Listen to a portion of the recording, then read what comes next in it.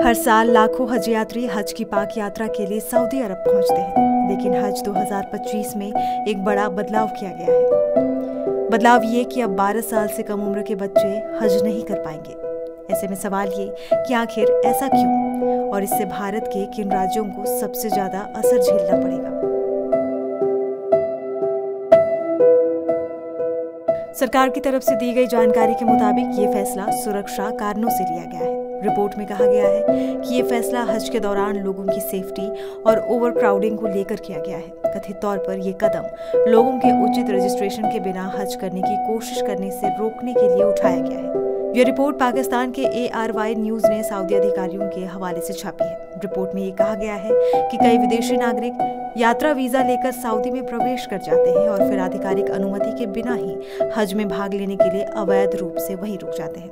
इससे भीड़-भाड़ अत्यधिक बढ़ जाती है और उसे मैनेज करना बेहद मुश्किल हो जाता है।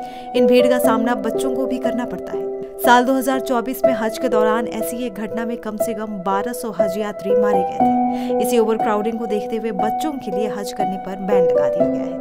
हज के दौरान भारी भीड़ जुटती है और इसी के चलते बच्चों की सुरक्षा को लेकर ये कदम उठाया गया है। इस नए नियम से भारत के 291 बच्चों का हज आवेदन रद्द कर दिया गया है। इनमें सबसे ज्यादा बच्चे महाराष्ट्र, गुजरात, तेलंगाना, कर्नाटक और तमिलनाडु से थे। रिपोर्ट के अनुसार इसमें आंध्र प्रदेश से 3, बिहार से 4, दिल्ली से 11, गुजरात से 46, हरियाणा से 1, जम्मू कश्मीर से 2, झारखंड से 2, कर्नाटक से 36, केरल से 8, महाराष्ट्र से 56, मध्य प्रदेश से 21, उड़ीसा से 1, राजस्थान से 5, तेलंगाना से 37, तमिलनाडु से 36, उत्तराखंड से 1, उत्तर प्रदेश से 18 और पश्चिम बंगाल से 3 बच्चे शामिल हैं। हज कमेटी ऑफ इंडिया ने 13 अप्रैल को एक सर्कुलर जारी कर ये जानकारी दी और साथ ही कहा कि इन बच्चों को पूरा भुगतान वापस किया जाएगा। सिर्फ बच्चों पर ही नहीं बल्कि सऊदी सरकार ने भारत से निजी HCOI कोटा के जरिए जाने वाले हज यात्रियों की संख्या भी 75,000 से घटाकर 10,000 कर दी है। इसका मकसद हज यात्रा को बेहतर ढंग से प्रबंधित करना है ताकि हर यात्री को पूरी सुरक्षा और सुविधा मिल सके।